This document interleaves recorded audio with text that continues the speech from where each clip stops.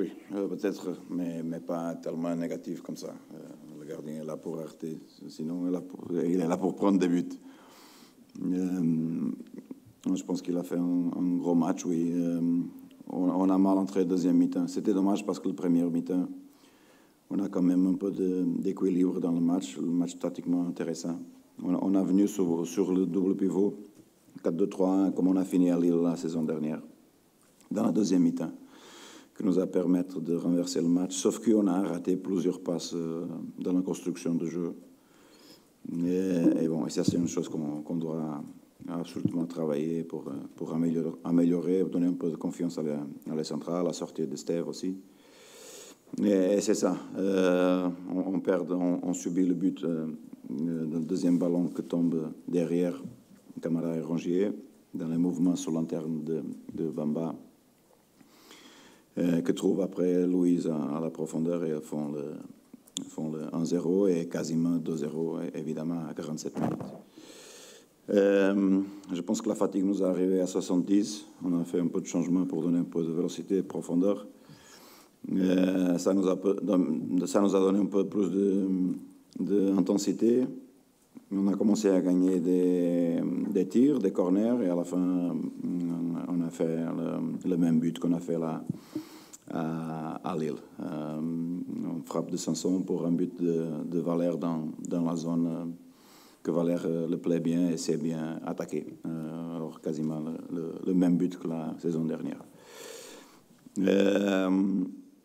À 1-1, félicitations aussi à Lille parce qu'ils ont continué à jouer, à attaquer, un match intéressant.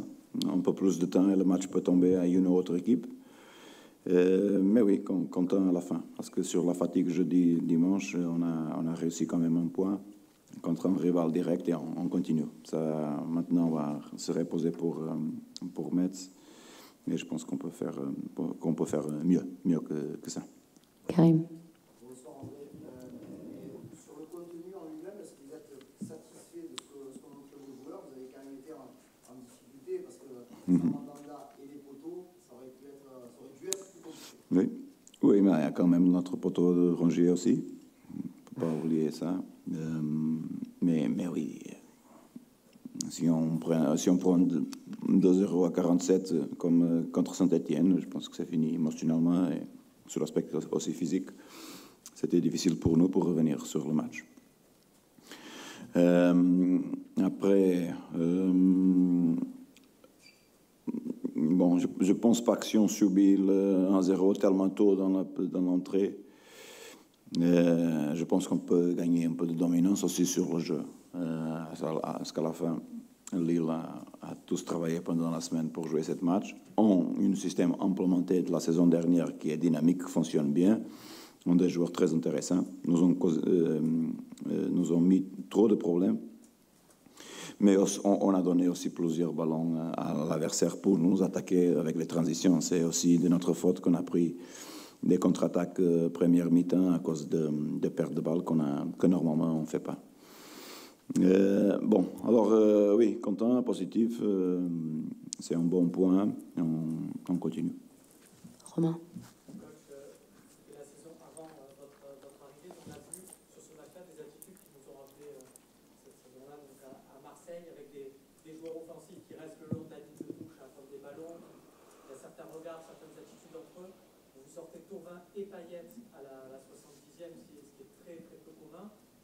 Est-ce qu'on a des raisons d'être inquiets aussi au niveau du comportement? Je ne sais pas qu'est-ce que tu parles de comportement. Je ne sais pas quel regard.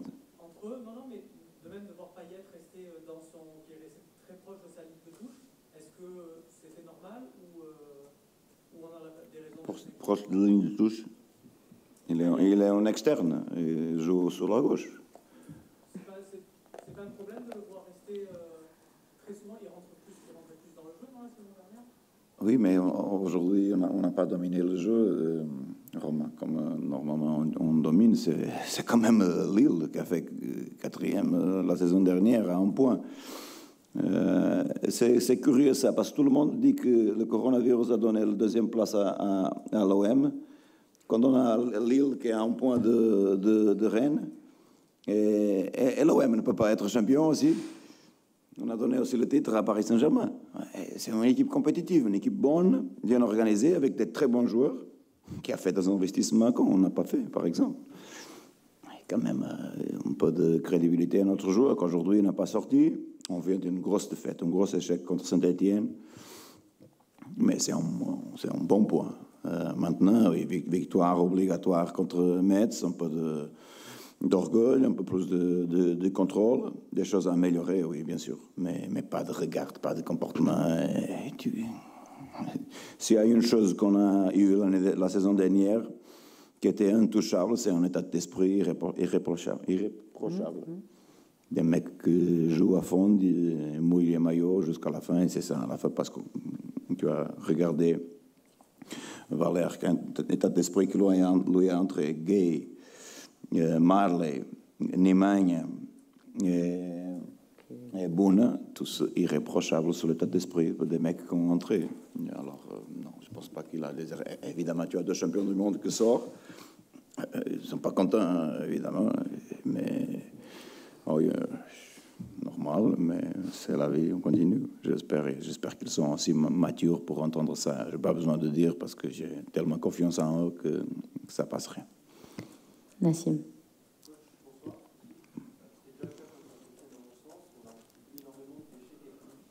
Oui, un peu, oui. Peut-être, oui, mais c'est vrai qu'on perd plusieurs ballons. C'est une chose que je veux améliorer dans notre jeu. Il va falloir un peu de temps, je pense, pour trouver la confiance. Ça vient avec les résultats aussi. Et oui, un peu des erreurs. Et c'est pour ça qu'à la fin, on a toujours pris des contres de la part de Lille. C'est à notre faute. C'est une chose, oui, qu'on doit absolument travailler. Mieux. J'espère que ça peut continuer. Karim. Oui. Un attaquant allait arriver mercredi prochain. Oui. Vous pouvez nous dire un petit peu plus Non. le nom et au moins C'est un petit joueur de 18-19 ans qui va arriver, un joueur pour travailler, qui peut jouer dans la position d'attaque. C'est pas un attaquant de référence. Veut dire pas qu'on soit fermé ici. Mais oui, c'est un pépite, comme vous dites souvent, et j'espère qu'il va arriver avec un bon état d'esprit, qui va nous aider cette saison. Et bon, on attend après les choses médicales et tout ça pour vous confirmer le deal. Oui. Je pense qu'il prend l'avion demain soir. Jean-Claude. Il n'a jamais sorti cette nom. Vous n'avez jamais... Mais non. Ah, c'est là, j'ai gagné. Attendez. Non, pas portugais, non. Qu'est-ce que vous avez pensé de la prestation de Nagatomo qui a eu quelques difficultés Non, bon match. Tout de suite, Lille, par un mec qui n'a pas joué 6 mois, avec la dynamique de Lille, oui.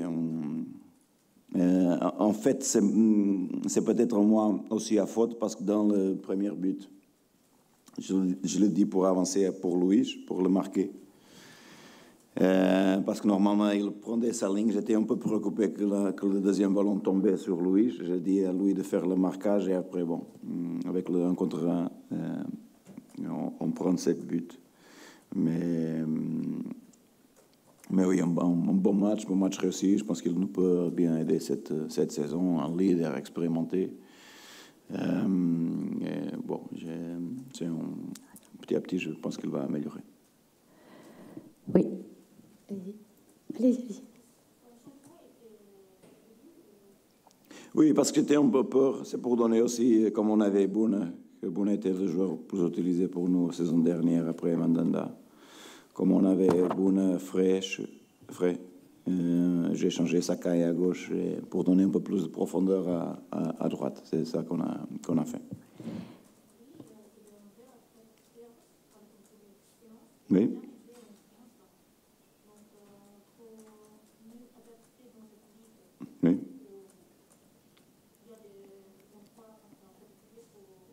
Pour améliorer, je pense pas que tu peux améliorer une personne comme Yuto. Il est un joueur qui est formé, expérimenté, pas besoin de trop d'enseignement. À lui, c'est moi que je dois trouver son niveau physique, une première, parce qu'il a pas joué plusieurs temps. Mais après, c'est lui qui me va enseigner, parce que lui, c'est toute cette position, à droite, à gauche, sur l'interne, sur l'externe. Il est un très, très bon joueur. Alors, petit à petit, je pense qu'il va améliorer avec la quantité de matchs qu'il peut jouer. Karim. En vrai, si on fait un tout petit bilan sur les 4 premières journées, c'est compliqué. Il y a l'OM qui est fort, qui prend des points à l'extérieur. Ouais. Et toujours ce constat qu'à domicile, c'est difficile. Yeah. Avec, sans les supporters, comment on peut arranger ça? C'est pas. Je pense que j'ai eu une chose pareille à Tottenham en première année. Je ne sais pas. Bon, peut-être c'est ma faute. C'est mes équipes qui sont comme ça. Bon, Porto, ce n'était pas le cas. Zenit non plus. Mais oui, Saint-Etienne était un gros échec. Si je pouvais changer bon, c'est pas pour les supporters, mais si je pouvais changer la victoire à Paris pour la défaite contre Saint-Etienne à la maison, c'était dur. Une coupe dure pour moi et pour tout le monde. Mais bon, c'est trop tôt dans la saison. On a bien démarré. Mais je pense qu'à la 4e journée, on est sur le même point que la saison dernière. Ouais, c'est ça. Et à la fin, regarde, on a fait tellement de points la saison dernière. Le plus important, c'est la régularité. Metz est très important pour nous. Fabrice. Juste avant toi, Christophe Galtier parlait de la défense. La défense, Saint-Etienne avait montré la voie et qu'il voulait jouer dans le dos de ta défense. Oui. Qu'est-ce que tu dois travailler justement par rapport à ce secteur? La pression sur le ballon. C'est pas trop la défense qui est à faute. C'est avoir la pression tout de suite sur le ballon. Quand on approche 4-2-3-1, quand on approche le 10 de l'attaquant, on a plusieurs pressions sur le ballon. Ça nous a donné un peu plus de pression. Ça nous a amélioré un peu les choses. 4-3-3, c'est fait un peu plus pour les transitions. Tu tardes à arriver à le ballon pour la pression. Et c'est ça qu'on doit améliorer. Après, bon, évidemment, ils ont les mecs qui sont vifs, dynamiques, mais je pense qu'on a bien les contrôlés. Le but, par exemple, de Bouanga l'autre jour, on peut parfaitement l'éviter avec la pression de Douillet ou le sprint de Bounassar. Non, je pense qu'on était. Il a des choses à améliorer, mais quand même, on reste une défense solide. Mais oui, de travailler. Mais c'est la pression sur le ballon, pas trop la ligne défensive. 2 dernières questions. Vous et vous. Coach, est-ce que vous continuez à penser que le 4-3-3, c'est la bonne formule pour cette équipe, pour les qualités de votre effectif? Oui. Est-ce que si ça se confirme, c'est difficile de faire le jeu, vous seriez prêt éventuellement à changer de système? Oui. Tu sais qu'on a joué différent aujourd'hui. Oui, ça. Mais la base, c'est quand même ça, c'est le 4-3-3. Bon. Ça reste le système. Non, je pense pas. Je suis pas trop d'accord avec toi. Là. On a fait 57% de possession de ballon, 500 passes réussies, 11 tirs. Non, je ne suis pas d'accord là. 4-3-3, oui, on a besoin un peu plus d'explosivité devant. Ça a bien fonctionné l'année dernière pour nous. Aujourd'hui, contre Lille, comme ils ont 2 mecs sur l'externe qui viennent, sur l'interne, on a besoin de changer de système. Ça a bien fonctionné pour nous. Mais aujourd'hui, on n'a pas touché le 4-3-3. Contre Metz, je vais voir qu'est-ce qui est la meilleure décision. Mais oui, le double 6 te permet de gagner un peu plus de possession. 57% de possession contre Lille est quand même beaucoup. Dernière question. L'absence de public, coach, forcément dans cette défaite contre Saint-Etienne, pardon, et même encore ce soir, c'est évident pour vous? C'est évident, Caspet? Que manque? Oui. Oui, c'est terrible. Regarder le Vélodrome comme ça, c'est terrible. C'est terrible. Je sais pas. Bon, j'espère que le plus important pour tout le monde maintenant est la santé des personnes. On n'est pas ici pour pour remplir le Vélodrome quand on est dans ce moment de crise mondiale. Alors oui, ça nous manque beaucoup, notre supporter, mais on doit faire avec. Mais oui, le Vélodrome vide, bon, et tous les stades vides gros ont cet aspect fantomatique. Ouais. Et du coup, ça vous a plu Oui, ça sert, je pense. Ça aide beaucoup.